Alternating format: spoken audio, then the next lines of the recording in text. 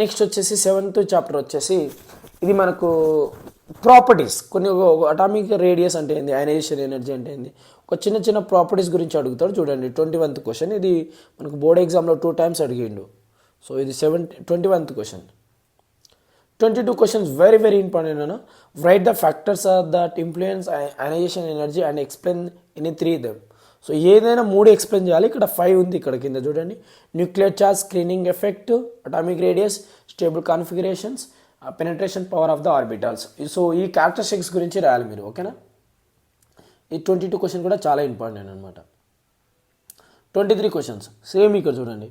Explain any 4 factor which influence the electron affinity. ఇది రావచ్చు రాకపోవచ్చు, బట్ ఇది నేర్చుకొని ఉండండి మీరు. చిన్న చిన్న టాపిక్స్ ఉన్నాయి చూడండి. Atomic size, nuclear charge, stable electronic configuration, screening effect, metallic properties. So ఇది ఇంక్రీజ్ ఎప్పుడు, డిక్రీజ్ ఎప్పుడు అనేది దాని గురించి రాయాలి అంతే.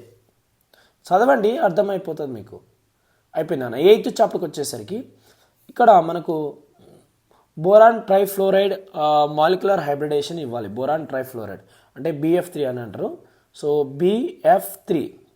సో దానికి హైబ్రిడేషన్ ఎట్లా వస్తుంది అనేది ఎక్స్ప్లెయిన్ చేయాలి. ఇది వెరీ వెరీ ఇంపార్టెంట్ క్వశ్చన్. మనకు ఎగ్జామ్లో ఎక్కువ అడిగే క్వశ్చన్ ఇదేనా హైబ్రిడేషన్లో. 24th question very very important, ఓకేనా. సో ఇది పాయింట్ వైజ్ గ్రౌండ్ స్టేట్ ఉంటుంది, ఎగ్జాస్ట్ స్టేట్ ఉంటుంది. ఇట్లా BF3కి స్ట్రక్చర్ నేర్చుకోవాలి మనం. పాయింట్ వైజ్ రాయాలి దాని గురించి. అయిపోయిందా. నెక్స్ట్ ఇక్కడ చూడండి, మళ్ళీ ఇది 25th క్వశ్చన్ చూడండి. Very very important. N2 formation and O2 formation అనేది వ్యాలెన్స్ బాండ్ థియరీ తోటి చెప్తాం. N2 O2 bond very very important question అన్న 25th. ఈ చాప్టర్లో ఇది అండ్ BF3 ఇట్లా ఉంది కదా, అది హైబ్రిడేషన్ అనమాట. ఆ రెండు ఇంపార్టెంట్ 8th చాప్టర్లో. సో చూడండి నాన్న, N2 ఫార్మేషన్ చాలా ఈజీగా ఉంటుంది.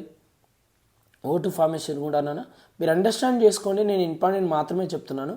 దీని ఆన్సర్ లైవ్ స్ట్రీమ్లో చెప్తాను అనమాట. సో 9th క్వశ్చన్, 9th చాప్టర్కి వచ్చేసరికి least of the Ohm's law నాన్న. వెరీ వెరీ ఇంపార్టెంట్ క్వశ్చన్స్ ఇది. Least of the required material and experiment procedure in the experiment to verify the Ohm's law నాన్న.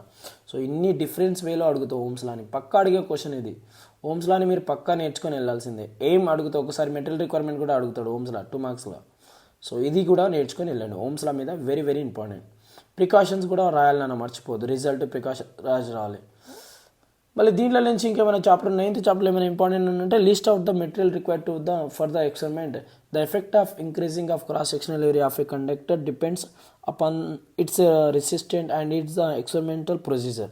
అంటే ఇది కొన్ని ఫ్యాక్టర్స్ ఆఫ్ రెసిస్టెన్స్ ఉంటాయి, అవి నేర్చుకోవాలన్నమాట వాటి మీద, ఓకేనా. వాటి మీద కొన్ని ల్యాబ్ యాక్టివిటీ వైజ్గా మనం ఇక్కడ ప్రాక్టికల్ చేసి చూపెట్టాలన్నమాట. అంటే మనం మెటీరియల్ రిక్వైర్మెంట్ రాయాలి. ఇది కూడా ఇంపార్టెంట్. ఓమ్స్ లా మిస్ అయితే ఈ క్వశ్చన్ వచ్చే ఛాన్స్ ఉంది చాప్టర్లో. అదే ఇది కూడా అంతే. ఇక్కడ ఏంది, material depends on the nature of the materials మీద అడిగిండు. ఇదేమో ఇదేందో ఈ కాన్సెప్ట్ ఏంటంటే depends on the resistant, cross sectional area of the resistant. ఇదేమో నేచర్ ఆఫ్ ద మెటీరియల్ మీద ఒక ఫ్యాక్టర్స్. ఇవి నేచర్ ఆఫ్ ద మెటీరియల్ అనేది ఫ్యాక్టర్ అనమాట. సో నాన్న 10th చాప్టర్లో వచ్చేసి working process of induction stove, ఇది ఎలా నడుస్తుంది అనేది వర్కింగ్ ప్రిన్సిపల్. ఇది 2 మార్క్స్లో అడుగుతాడు. సో నాన్న ఇక్కడ ఏదైనా ఇంపార్టెంట్ ఉందంటే నాన్న ఇగో ఇది least out the operators experimental procedure for the experiment observe the current carrying in wire experience a magnetic force when it is kept in magnetic field. So ఇది important question, చాలాసార్లు వచ్చింది అనమాట, ఓకేనా. ఈ question 30 question very very important. చూడండి మీరు. Next 11th చాప్టర్లో వెళ్తున్నానా. So ఇంకో క్వశ్చన్ వచ్చేసి ఓర్స్టెడ్ ఎక్స్పెరిమెంట్ కూడా నేర్చుకోండి డియర్ స్టూడెంట్స్. ఈ 11th చాప్టర్లో ప్రిన్సిపల్స్ ఆఫ్ మెటలర్జీలో మనకి ఏదైనా ఉందంటే ఇదే క్వశ్చన్. ఇది ఒక్కటే క్వశ్చన్ బాగా నేర్చుకోండి. Right the precautions to be taken in the experiment to show air and water essential for rusting iron articles and also right the experimental procedure నాన్న. వెరీ వెరీ ఇంపార్టెంట్ ఇది. Actually question essentials for rusting iron అంటారు అనమాట. ఈ క్వశ్చన్కి 3 diagram draw చేసుకొని వాటి గురించి point wise రాసిస్తే అయిపోతుంది అనమాట.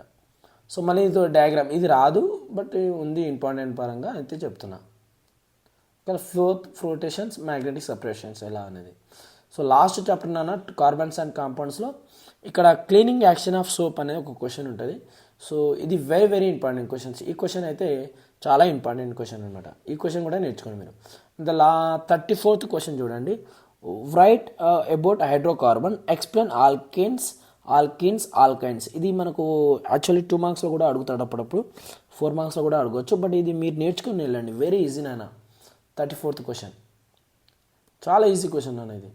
ఆల్కెన్స్ అంటే ఏందనేది డెఫినేషన్. సో లాస్ట్ క్వశ్చన్ నాన్న, draw the structure of methane, ethane, ethyne molecules. వాటి గురించి మనం ఈ డయాగ్రామ్ గీయాలి. 2 మార్క్స్లో 4 మార్క్స్లో అడుగుతాడు, అంతే, ఇంకా ఏమి ఉండదు. సో డియర్ స్టూడెంట్స్, మీకు అర్థమైందా నాన్న? రైట్. సో నేను చెప్పిన ఈ వీడియోలో చెప్పినవన్నీ వెరీ వెరీ ఇంపార్టెంట్ క్వశ్చన్స్ నాన్న. So thank you for watching dear students. So మీకు ఈ వీడియోలో ఓన్లీ ఇంపార్టెంట్ మాత్రమే కవర్ చేయడం జరిగింది. ఈ వీడియోస్కి ఆన్సర్ నేను లైవ్ స్ట్రీమ్లో చెప్తాను, ఏమనుకోకండి డియర్ స్టూడెంట్స్. బాయ్ నాన్న.